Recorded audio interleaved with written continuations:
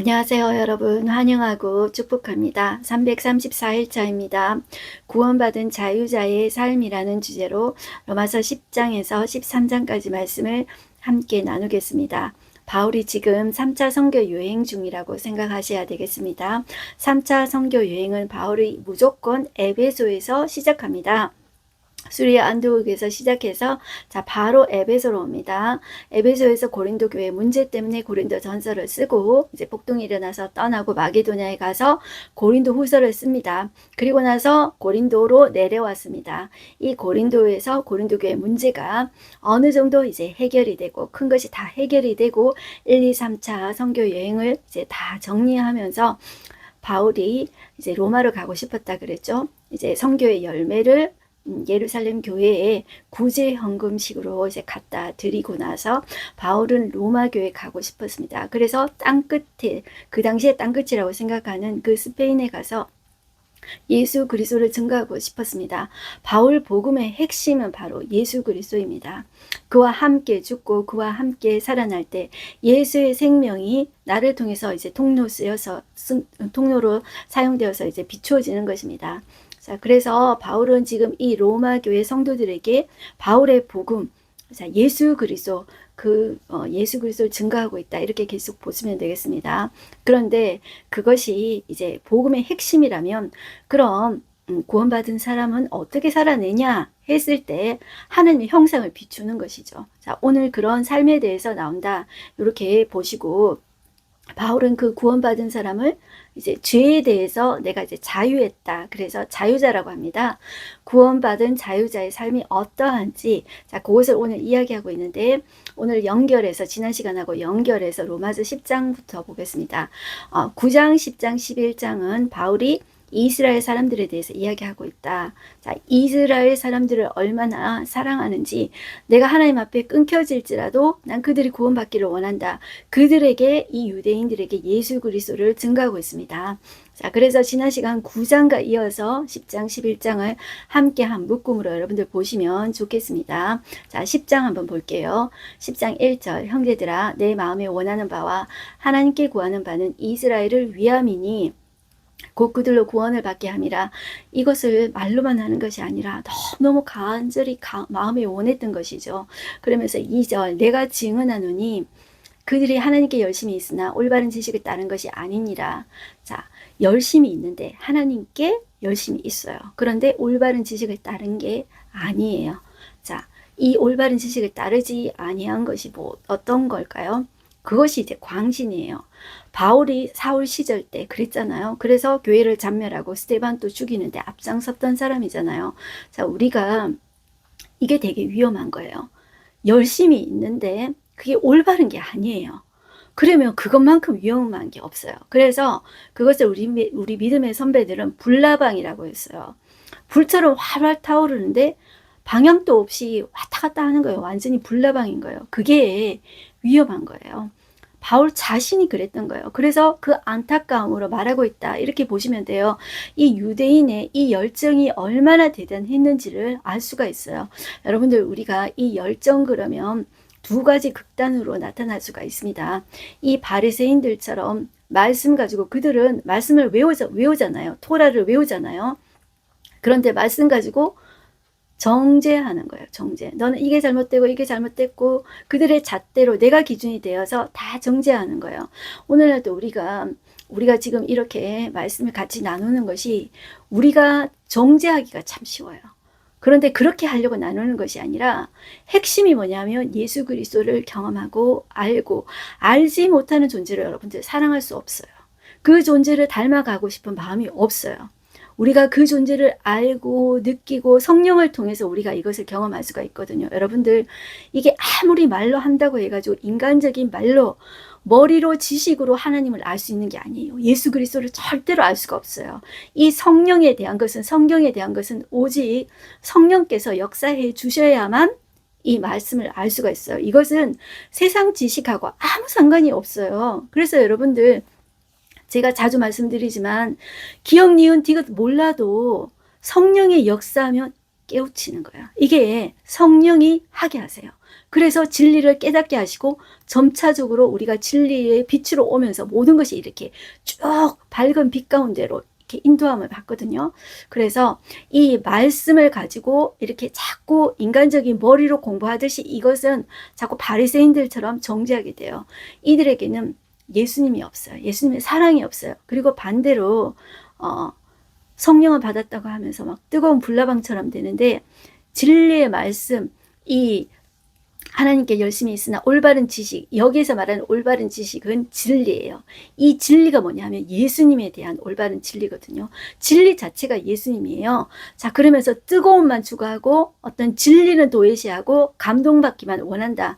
그러면은 진짜 불나방 되는 거예요. 방향도 모르고 그냥 막 미친 듯이 왔다 갔다 열심만 있고, 사방에 열심만 있고 남는 게 아무것도 없는 거예요. 자, 그것을 이야기한다. 계속 연결해서 한번 보실까요? 2절. 내가 증언하노니 그들이 하나님께 열심히 있으나 올바른 지식을 따른 것이 아니니라. 바울이 자기가 그랬기 때문에 너무나도 이제 안타까운 마음으로 하는 말이에요. 이 속에 사랑이 있는 거예요. 3절. 하나님의 의를 모르고 자기 의를 세우려고 힘써 하나님의 의에 복종하지 아니하느니라. 이것을 우리가 항상 점검해 봐야 돼요. 내가 정말 말씀 가지고 정죄하지 않는가? 그리고 뭐 내가 뜨거운 것 같은데 정말 그 안에 진리를 추구하는 것이 있는가? 이것이 없으면 다 모래 위에 지은 집과 똑같아요, 여러분들. 그래서 결국 내 자신의 하나님께서는 결국 내 마음의 의도를 보시거든요. 내가 열심히 하는데 그게 나를 내세우려고, 나의 의를 내세우려고 하는가? 이 바리새인과 서기관들은 그렇게 말씀 달달달달 외웠잖아요. 그런데 그들의 핵심은 뭐예요? 자기 자신을 드러내려고, 자기 의를 내세우려고, 사람 앞에 칭찬받고 박수받고 인기 얻으려고 그랬잖아요. 우리가 우리 마음의 의도를 살펴봐야 되는 거예요. 내가 정말 하나님 영광을 돌리고 싶은가? 아니면 사람한테 박수받고 나의 의를 내세우고 싶은가? 그 정말로 내 자신에게 물어봐야 돼요. 그렇지 않으면은 주님 앞에 책망받는 거예요. 그러니까 그 열심, 누구를 위한 열심이냐는 거예요.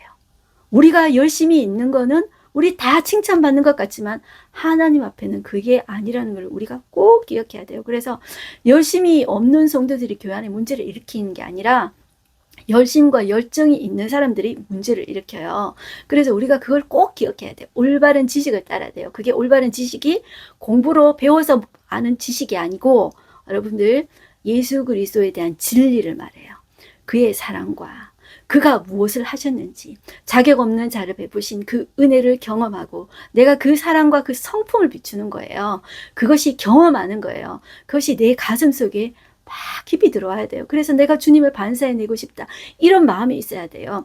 그게 없으면 그거는 이제 올바른 게 아니라는 거예요. 그래서 항상 중심에 진리, 올바른 진리, 지식, 그것이 기준이 돼야 돼요. 하나님이 기준이 돼야 돼요. 말씀이 기준이 돼야 돼요.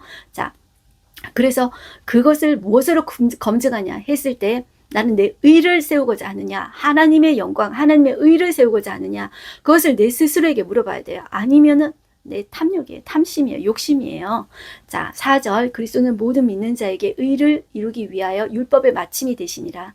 이 예수님의 의를 세워야 돼요. 그 예수님은 율법의 마침, 율법의 목적이 되시는 거예요. 율법의 가장 완성, 종착지가 뭐냐면 바로 예수 그리스도를 드러내는 거예요. 5절. 모세가 기록하되 율법으로 말미암는 의를 행하는 사람은 그 의로 살리라 하였거니와. 자, 율법을 다 지키면 그 의로 살아요. 그런데 여러분들 율법 다 지키는 사람이 있습니까? 못 지키죠. 문제는 율법에 문제가 있는 게 아니고 문제는 우리한테 있는 거예요. 그래서 율법은 비추는 거예요. 우리를 예수 그리스도께로 비추는 거예요. 아, 내가 이렇게 죄를 지었구나. 내 힘으로 도저히 하나님의 기준에 이르를 수 없구나. 그것을 발견하게 해주는 거예요. 자, 거울의 역할을 한다. 그리고 초등교사의 역할을 한다. 이렇게 계속 그동안에 바울이 이야기했었죠. 자, 그렇게 보시면 돼요. 자, 율법을 행하는 사람은 완전하게 그것대로 행해야 돼요. 그래야 그 의로 살 수 있는 거예요. 그런데 우리가 그것을 그렇게 못 산다 그랬죠. 6절. 믿음으로 말미암는 의는 이같이 말하되, 자, 믿음으로 말미암는 것은 누구를 믿어야 돼요? 예수 그리스도가 나의 죄의 대가, 죄의 저주를 다 치러주시고 갚아주셨다. 그것을 속량이라고 한다 그랬죠. 갚아주셨다는 거예요. 자, 그래서 자, 바울이 인용합니다. 내 마음에 누가 하늘에 올라가겠느냐 하지 말라 하니 올라가겠느냐 하면 그리스도를 모셔 내리려는 것이요 혹은 누가 무저갱에 내려가겠느냐 하지 말라 하니 내려가겠느냐 하면 그리스도를 죽은 자 가운데서 모셔 올리려는 것이라. 자, 여러분들 이 말이 조금 이해가 되십니까? 저는 제가 한글이어도 사실 이해가 좀 안 돼요. 그래서 제가 조금 찾아봤는데 설명을 조금 해드릴게요. 제가 이해가 안 되면 여러분들 얼마나 좀 그렇게 했습니까? 이 말은 무슨 말이냐면 우리가 예수님으로 인해서 의롭다 하신 칭의를 얻었잖아요. 자, 그런데 그 예수님을 믿기 위해서 우리가 그 예수님 찾으러 저 하늘 위로 올라가야 될까요? 그리고 저 밑에 죽어서 우리가 저 음부에 내려가야 될까요? 그렇지 않다는 것이죠. 말씀을 통해서 예수님이 말씀이에요. 말씀을 통해서 예수님 믿으면 돼요. 그러므로 그 때문에 예수님의 의가 나한테 오는 거예요. 자, 그것을 이야기하고 있다. 이렇게 보시면 돼요. 8절. 그러면 무엇을 말하느냐? 말씀이 내게 가까워 내 입에 있으면. 그러니까 내가 예수님 만나러 저 위에 하늘 위에 올라갈 필요도 없고 저 밑에 무저갱에 죽어가지고 저 밑에 무저갱에 음부에 내려갈 필요도 없다는 거예요. 말씀을 만나면 예수님을 만난다는 거예요. 자, 그래서 말씀을 강조하고 있는 거예요. 말씀이 내게 가까워 내 입에 있으며 내 마음에 있다 했으니. 그러니까 말씀을 내 가까이에 둬야 돼요. 여러분들 예수님을 믿는다고 하면서 교회 다닌다고 하면서 말씀 그러면 무조건 경기 이르고 밀어내시는 분들이 있어요. 그러면 내가 진짜 예수 믿는지 맞는지 그거를 내 자신에게 물어봐야 돼요. 여러분들 내가 거듭난 사람이라면 내가 다 알아서가 아니라 양식 예수님이 말씀하신 그것을 사모하게 되어 있어요. 만약에 그렇지 않다면은 물어보고 하나님 앞에 주여 내가 거듭나게 해주십시오. 그것을 구해야 돼요. 자, 믿음의 말씀이라고 하죠. 말씀이 바로 예수님이에요. 자, 9절. 네가 만일 내 입으로 예수를 주로 시인하며 또 하나님께서 그를 죽은 자 가운데서 살리신 것을 내 마음에 믿으면 구원을 받으리라. 사람이 마음으로 믿어 의에 이르고 입으로 시인하여 구원에 이르니라. 자, 이 당시에 여러분들 예수를 주로 시인한다는 것은 로마 시대 때 주는 황제밖에 없어요. 그런데 예수를 주로 시인하고 입으로 고백하는 것은 이건 진짜인 거예요. 그러니까 가짜로 믿으면 그냥 천국 가. 그러니까 그냥 죽으면 천국 가니까 빨리 입으로 시인해. 뭐 그렇게 해서라도 하나님이 역사할 수 있지만요. 그건 되게 인위적인 거예요. 사실 억지로 영접 기도 시키기 위해서 그런 거는 좋지 않고요. 우러나와서 정말 예수님은 내 마음의 주인으로 모십니다. 그것을 하나님께서 받으시는 거예요. 그럴 때 구원을 받는 거예요. 그런데 그 구원 받은 사람은 하나님께서 그 구원을 취소하지 않고 하나님께서 붙잡아서 이끌어 가세요. 하나님께서 이끌어 가세요. 그 구원 받은 사람을 하나님의 자녀로 하나님의 성품을 가진 자로 하나님이 이끌어 가신다는 거예요.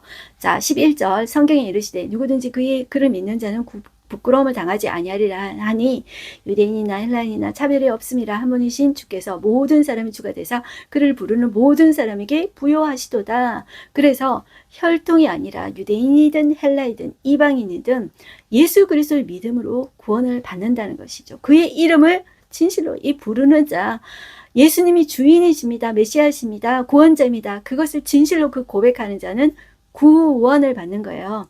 하루를 살아도 죽음으로 가는 삶, 죽음의 저주에서 이제 풀려나는 창조주 하나님의 생명이 내 안에서 시작된 삶인 거예요. 자, 그래서 영생의 삶이 예수님 믿음으로 인해서 시작이 되어지는 거예요. 자, 이런 것들은 뭐 억지로 외우려고 그래서 외우는 게 아니고요.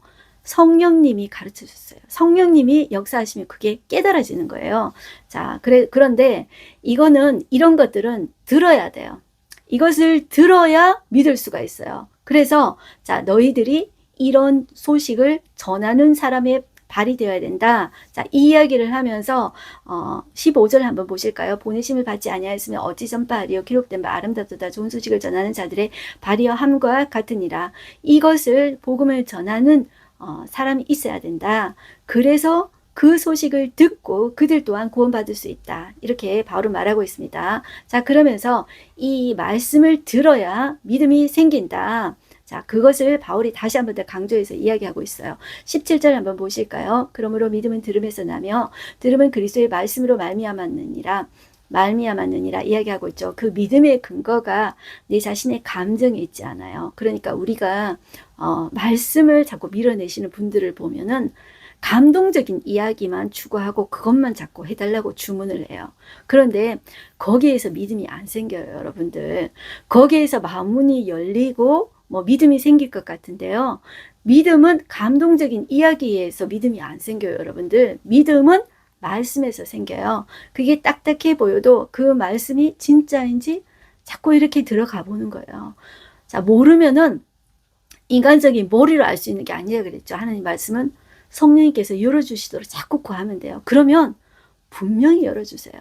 그러니까 이거는 분명히 말씀드리지만 가방끈하고 전혀 상관이 없어요. 하나님에 대한 이 지식과 이 말씀에 대한 것은 분명히 그래요. 그래서 이것은 우리가 역사적으로 우리 초대의 여자들은 여러분들 학교 다니는 사람들 없잖아요. 할머니들.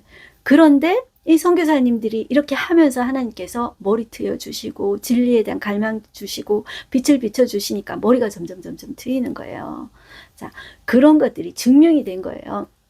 자, 믿음의 근거는 말씀에 있다. 이 머리에 지식을 쌓는 게 아니에요. 이것은 성령이 열어주신 거예요. 그래서 그것을 위해서 우리는 짧게라도 우리가 말씀 보기 전에 항상 기도해야 돼요. 하나님, 제 머리로 하나님 말씀 깨달을 수 없습니다. 성령 하나님, 이 시간에도 나를 다스려 주십시오. 하나님 말씀을 깨닫게 해주십시오. 내 머리로 절대로 깨달을 수 있는 것이 아니니까 성령님께 간구하는 거예요. 그러니까 하나님을 만나게 될 때 참 그 하나님에게 시선을 고정하게 될 때 모든 문제와 상황이 문제가 안 되는 거예요. 개야 지서라, 나는 간다. 그 상황과 문제야 해결되지 않더라도 하나님 나를 이기게 하실 거야. 왜냐하면 내 안에 하나님 계시니까, 살아 계시니까. 자, 그런 떳떳함, 그런 담대함이 생기는 것입니다. 자, 19절 한번 보실까요? 그러나 내가 말하노니 이스라엘이 알지 못하느냐? 먼저 모세가 이르되 내가 백성 아닌 자로 너희에게 시기하게 하며 미련한 백성으로서 너희를 노엽게 하리라 하였고, 이스라엘은 매우 담대하여 내가 나를 찾지 아니한 자들에게 찾은 바 되고 내게 묻지 아니하는 자들에게 나타났노라 말하였고. 자, 이것은 뭐냐 하면 이방인들에게 시기 나게 해서 이 유대인들이 예수에 대한 관심을 가지고 그들도 이제 믿게 하기 위해서라는 것이죠.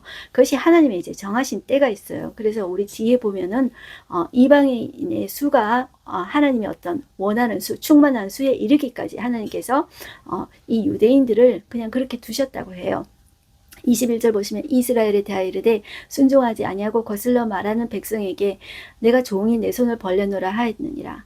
그렇다면 하나님이 여전히 그를 거부하는, 하나님을, 예수 그리스도를 거절하는 그들에게 대해서 어떤 태도를 하고 계시냐면 너희들 미워. 그러면서 너희들 죽여버릴 거야. 이게 나치잖아요. 히틀러잖아요. 너희가 예수 죽였지? 그게 나치 히틀러가 하는 게 예수님이 아니에요. 자, 그 사람이 어쨌든 자기 권력 차지하려고 예수님 이름 이제 팔아가지고 유대인들 학살했잖아요. 그거는 아니에요. 예수님이 어떤 마음을 가지고 계시냐면 예수님을 거절하는 그들에 대해서 하루 종일 내 손을 버려놓으라, 이게 내밀고 그들이 돌아오기를 기다리고 계시는 거예요. 거절하고 있는데 기다리는 거예요. 그게 부모잖아요. 자식이 부모를 버리고 갔는데도 부모가 그 자식을 기다리면서 두 손을 벌리면서 저 자식이 언제 올까 하면서 동구 밖에 나가서 기다리는 그런 아버지의 모습이 하나님이신 거예요. 그래서 그 자식이 오면은 하나님이 뛰어가시는 거예요. 그런 찬양이 있습니다. 하나님이 뛰어가시는 거예요. 그 자식이 저 멀리 조금 이렇게 누가 보이기라도 하면은 뛰어가셔서 그 자식인가 하고 기다리고 계시는 분이 바로 하나님이세요. 자, 유대인에게 대해서 그렇게 하고 계신 거예요. 그럼에도 불구하고 계속 거절하는 거예요. 이 이스라엘이 그렇다, 이렇게 보시면 돼요. 그럼에도 불구하고 11장에 보시면 이스라엘의 남은 자를 남겨두었다고 그래요. 이 바울은 그 가장 악한 왕 시대 때 하나님은 이스라엘의 가장 악한 왕 시대, 그러면 아합의 시대예요. 그때 가장 능력의 선지자 엘리야 예를 들고 있는데 엘리야가 나만 남았다. 아합이 다 죽이고 나만 남았습니다. 그런데 하나님 말씀해 주세요. 너만 남은 거 아니다. 바알에게 무릎 꿇지 않은 7,000명 남겨뒀다. 그때를 이야기하면서 지금도 이스라엘의 남은 자를 내가 남겨뒀다. 그 이야기를 하십니다. 11장 오십니다. 그러므로 내가 말하노니 하나님이 자기 백성을 버리셨느냐? 그럴 수 없느니라. 나도 이스라엘인이요 아브라함의 씨에서 난 자요 베냐민 지파라. 하나님이 그 미리 아신 자기 백성을 버리지 아니하셨나니 너희가 성경이 엘리야를 가리켜 말한 것을 알지 못하느냐? 그가 이스라엘 하나님을 하나님께 고발하되 주여 그들이 주의 선지자들을 죽였으며 주의 제단들을 헐어버렸고 나만 남았는데 내 목숨도 찼나이다. 자, 얼마나 이제 그랬으면 나만 남았습니다. 이 말을 엘리야가 여러 번 하거든요. 나만 남았다고. 그게 심리적으로 그런 마음이 드는 거예요. 그런데 이제 하나님이 아니라는 거예요. 내가 나를 위하여 바알에게 무릎 꿇지 아니한 사람 7,000명을 남겨두었다. 이렇게 해요. 자, 그런즉 이와 같이 지금 또 은혜로 택하심을 따라 남은 자가 있느니라. 자, 우리도 우리 공동체 안에서 어떨 때는 나만 남은 것 같잖아요. 그런데 하나님 반드시 남은 자를 남겨두셨어요. 그 남은 자를 통해서 하나님이 다시 역사를 이끌어 가세요. 그게 하나님이셔요. 우리가 구약할 때도 봤잖아요. 자, 11절 보십니다. 그러므로 내가 말하노니 그들이 넘어지기까지 실조가 있느냐? 그럴 수 없느니라. 그들이 넘어짐으로 구원이 이방인에게 이르러 이스라엘로 시기나게 함이니라. 자, 그들의 넘어짐이 세상의 풍성함이 되며 그들의 실패가 이방인의 풍성함이 되거든 하물며 그들의 충만함이리요. 자, 이렇게 시기나게 해서 자, 그들이 예수에 대한 관심을 가지고 예수께 돌아오기를 하나님께서 하셨다. 이렇게 보시면 돼요. 자, 그리고 이방인의 구원에 대해서 이야기하고 있죠. 자, 그러면서 13절 보실까요? 내가 이방인이 너에게 말하노라. 내가 이방인의 사도인 만큼 내 직분을 영광스럽게 여기노니 이는 혹 내 고륙을 아무쪼록 시기하게 하여 그들 중에 얼마를 구원하게 하려 함이라. 자, 그러면서 이 이방인은 접붙임 되었다. 이렇게 이야기해요. 그렇기 때문에 18절 보시면 자랑하지 말라 그래요. 18절 그 가지들을 향하여 자랑하지 말라. 자, 하나님께서 그 원래 원나무 가지들도 이렇게 꺾어 버리셨다면 네가 접붙임을 받았는데 네가 자랑하지 말라. 자랑할지라도 네가 뿌리를 보존하는 것이 아니요 뿌리가 너를 보존하는 것이라. 그렇기 때문에 자랑하지 말라 그래요. 그래서 20절 중간에 보시면 높은 마음을 품지 말고 도리어 두려워하라. 하나님이 원 가지들도 아끼지 아니하신즉 너도 아끼지 아니하시리라. 그러므로 하나님의 인자하심과 준엄하심이 엄격하심이 어미하심이에요. 그것을 기억해야 돼요. 그래서 우리가 어떤 상태에 있더라도 교만하면 그게 패망하는 길이다. 이렇게 생각하시면 됩니다. 자, 그리고 이스라엘의 구원에 대해서 이야기하는데요. 25절 보실까요? 형제들아 너희가 스스로 죄 있다 하면서 이 신비를 너희가 모르기를 내가 원하지 아니하노니 이 신비는 이방인의 충만한 수가 들어오기까지 이스라엘의 덜어는 우둔하게 된 것이라. 자, 그렇게 말씀하고 있습니다. 자, 그리고 29절 우리가 좋아하는 말씀인데요. 하나님의 은사와 부르심에는 후회하심이 없다고 말씀하고 있어요. 하나님은 후회하심이 없어요. 자, 너희가 전에는 하나님께 순종하지 아니하더니 이스라엘이 순종하지 아니함으로 이제 긍휼을 입었다. 자, 이렇게 이야기하면서 33절부터는 하나님의 지혜가 얼마나 무궁무궁한지 그 하나님께 찬양하고 있다. 이렇게 보시면 돼요. 자, 이것도 같이 나누면 좋겠지만 자, 이게 시간이 이제 너무 길게 하면 안 되니까 제가 그냥 넘어갈게요. 자, 이것을 우리는 복음의 본질이라고 해요. 자, 로마서를 나누면 1장에서 11장까지 요거의 복음의 본질이에요. 바울이 전하고 싶었던 복음, 요것을 캐리그마라고 합니다. 복음의 본질이라고 하고요. 그러면 이 12장부터 마지막까지 그러면 이것을 기반으로 해서 어떻게 살아야 돼? 자, 요것을 헬라어로 디다케라고 합니다. 바울 서신에 있는 모든 구조는 제가 캐리그마, 복음의 본질과 삶, 어떻게 살아야 돼? 디다케로 항상 구성이 되어 있다 그랬죠? 자, 이 12장부터 끝까지 나오는 것은 어떤 삶을 살아야 돼? 이것입니다. 여기는 어렵지가 않아요. 이건 실천편이다. 보시면 돼요. 우리가 구원받은 자로서 자유자의 삶을 어떻게 살아야 되나? 자유예요. 우리는 자유예요. 그러나 내 정욕대로, 내 탐심대로, 내 옛날 욕심, 오염된 내 욕심을 이루는 삶이 아니라 이제는 내 안에 예수 생명을 가진 자로서 하나님의 자녀로서 삶을 사는 삶이에요. 그래서 내 안에 하나님을 반사해내는 삶을 살아라. 이렇게 이야기해요. 자, 12장 오시면 그러므로 앞의 내용을 받는 거예요. 자, 이것이 기준이 돼야 돼요. 기반이 돼야 돼요. 내가 기준 아니에요, 여러분들. 하나님의 말씀, 그분이 드러나야 돼요. 그것이 기준이라고 늘 생각하셔야 돼요. 자, 그러므로 형제들아 내가 하나님의 모든 자비하심을 너희를 권하노니 너희 몸을 하나님이 기뻐하시는 거룩한 산 제물로 드리라. 이는 너희가 드릴 영적 예면이라. 이 세대를 본받지 말고 오직 마음을 새롭게 함으로 엄청 많이 들었죠. 여러분들 이 세대를 본받지 말라 그러죠. 이게 영어식 표현으로 보면 이 시대 사람들이 하는 그런 패턴 있죠. 생활 패턴, 그들의 문화 이런 것들을 본받지 말라고 해요. 그럼 우리 보고 뭐 천년 기념물이라고 하고 너희들 그러면은 아싸야 뭐 이렇게 이야기하잖아요. 그런데 그것을 부러워하지 말라는 거예요. 우리가 하나님의 성품을 비추며 사는 삶이 아름다운 삶이에요. 내가 이제 거듭나면 그게 아름답다는 것을 내가 깨닫게 돼요. 자, 변화를 받아 하나님의 선하시고 기뻐하시고 온전하신 뜻이 무엇인지 분별하도록 하라. 자, 분별하려면은 말씀이 기준이 돼야 돼요. 자, 내가 기준이 아니라 말씀이 기준이다. 이렇게 보시면 돼요. 자, 그래서 내게 주신 은혜로 말미암아 각 사람에게 말하노니 마땅히 생각할 그 이상의 생각을 품지 말고 오직 하나님께서 나눠주신 각 사람에게 나눠주신 믿음의 분량대로 지혜롭게 생각하라. 이렇게 이야기하죠. 우리는 예수님 안에서 한 몸이다. 그래서 주신 은혜대로 은사대로 사명을 감당해라. 이렇게 말하고 있습니다. 이것을 여러분들 어렵지 않습니다. 읽어보시면은 다 알 수가 있어요. 자, 그래서 제가 9절에서 10절까지 메시지 성경으로 조금 읽어볼게요. 중심으로부터 사랑하십시오. 사랑하는 척 하지 마십시오. 악은 필사적으로 피하십시오. 선은 필사적으로 붙드십시오. 깊이 사랑하는 좋은 친구들이 되십시오. 기꺼이 서로를 위한 조연이 되어 주십시오. 자, 여러분들 우리는 자꾸 주연이 되려고 하고 있지 않습니까? 그런데 하나님 보시기에 그 조연을 아름답게 보세요. 내가 조연을 잘하면 나의 상급이 있을 거예요. 그것을 생각하는 거예요. 그래서 하나님 앞에 살아가면 돼요. 하나님 보시기에 내가 살아가면 돼요. 사람 앞에 박수받고 칭찬받고 이게 아주 위험한 거라고 여러분들 생각하셔야 돼요. 그럴 때 바짝 엎드려야 돼요. 그럴 때 교만하고 내 의를 높이고 자꾸 그것을 즐기다 보면요. 내가 하나님 돼버리잖아요. 그럼 선악과 따먹어 버리는 거예요. 그러면은 이제 죽음의 길로 자꾸 패망의 길로 가는 거예요. 자, 그리스도인의 생활에 대해서 이야기하고 있죠. 14절 너희를 박해하는 자를 축복하라. 축복하고 저주하지 말라. 즐거워하는 자들과 함께 즐거워하고 우는 자들과 함께 울라. 자, 이거 있잖아요. 여러분들 읽어보십시오.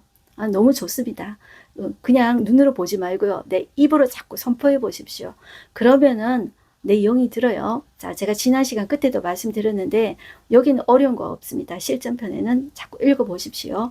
자, 그리고 21절 한번 보실게요. 악에게 지지 말고 선으로 악을 이기라. 이렇게 말하고 있습니다.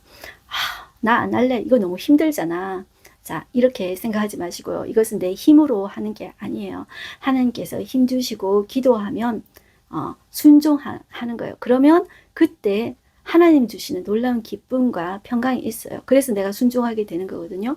그럴 때 그 기쁨을 누릴 때 그렇게 또 하고 또 하게 되는 거예요. 자, 그것이 그리스도인의 생활입니다. 13장에 오시면 그리스도인과 세상 권세에 대해서 이야기하고 있는데요. 각 사람 위에 있는 권세들에게 복종하라. 자, 이렇게 이야기하는데 이 복종이라는 것은 군인이 상관에게 절대적으로 복종하는 것을 의미해요. 이것은 근데 다만 이 국가 권력에 대한 이 복종은 하나님의 말씀이 어긋날 때는 예외라고 여러분들 보시면 되겠습니다. 복종하라고 이야기하죠. 그 권세 또한 하나님이 주셨다는 거예요. 자, 이 메시지 성경이 이렇게 표현해요.